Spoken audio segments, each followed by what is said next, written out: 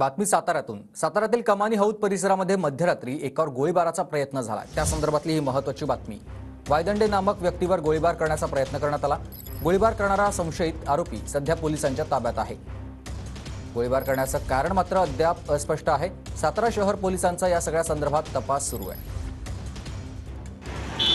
सातारा शहरातील कमानी हौद परिसरात काल मध्यरात्रीच्या सुमारास गोळीबाराची धक्कादायक घटना घडली आहे।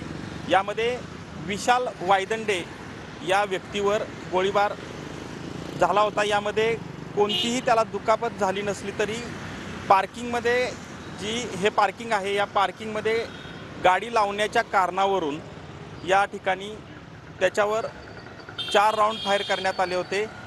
यामध्ये संशयित जे आरोपी आहेत, या संशयित आरोपी त्यानंतर घटनास्थळावरून फरार झाले आहेत आणि सातारा शहर पोलीस या प्रकरणाचा सखोल तपास करत आहेत आणि यामध्ये जे कोण त्याचे साथीदार आहेत त्या साथीदारांचा देखील तपास सध्या पोलीस करताना पाहायला मिळत आहेत।